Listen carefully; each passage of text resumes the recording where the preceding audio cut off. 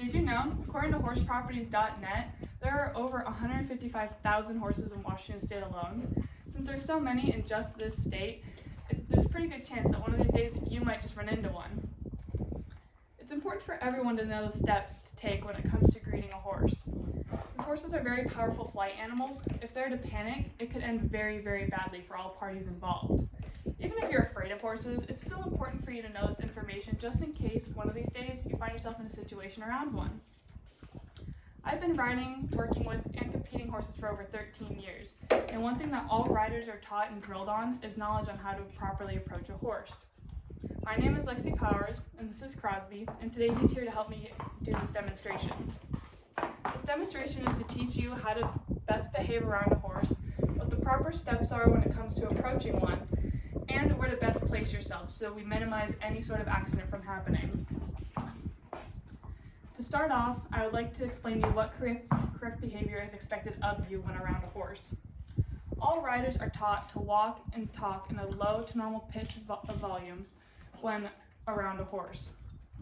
You never want to make any sudden moves, scream, or run, as these behaviors can cause a horse to go into a panic.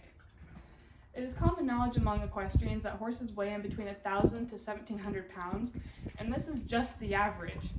That means that these very large animals can cause quite a bit of damage if they panic. Now, Crosby here is a very good horse, and I know him pretty well, but even if I'm to still shake my hands at him, okay, he didn't do it, but he might have flinched. Now just imagine not even knowing what a horse's discipline level is. I know him very well, but that's why it's always important to be careful around the horses.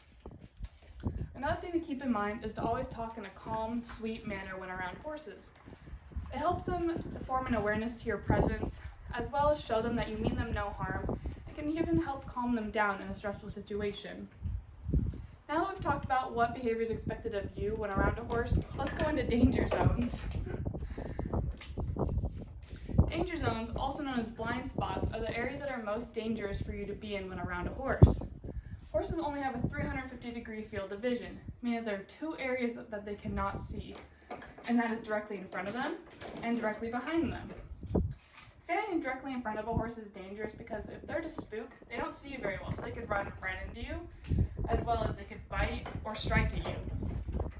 A horse's bite force is around 500 pounds per square inch, whereas a cougar's is only around 250 to 300 pounds. Usually horses won't bite or strike unless given a reason, but it's still a good idea to just be aware of this area and what they're capable of. Another area that's dangerous to be is directly behind the horse. Not only can they not see you, but they have very powerful back legs. If you must go behind the horse, there's one of two ways that you might want to do this. You either want to keep your body very close to them and talk to them while you walk behind them, like, "Hey buddy, I'm back here, please don't kick me."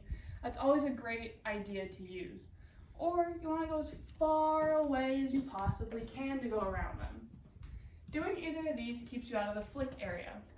The flick area is where the kick is the most powerful, since the hoof literally flicks at you, and this is going to cause the most damage or injury to your body. Now that we've kind of gone over blind spots, let's transition into how to best approach a horse. If you've been invited to pet or even ride a horse, you want to keep a few things in mind. The first thing is that you must get permission. Owners know their horses best, and they want to keep you, their horse, and themselves safe. Once you've obtained permission, the best way to do this is to approach a horse at approximately a 45-degree angle towards the shoulder. The 45-degree is just a general guideline that helps you stay out of a horse's blind spot so they can see you. While you're walking up to the horse, again, you must walk as well as talk to them so they know you're there. Once you get here, if you want to pet them, the best places to pet is at the neck and the shoulder. Since the horse can see you the best here, you're also out of the way of all their legs, and you have a visual on their mouth and are farther away from it. It's always a good idea to keep in mind that fingers kind of look like carrots. Now I know this looks like a lot of information, but as long as you remember to stay relaxed, know where the blind spots are and how to go around them, and approach within the field of vision, you should be completely fine. Now you're perfectly prepared if you ever find yourself in a situation around a horse. Thank you.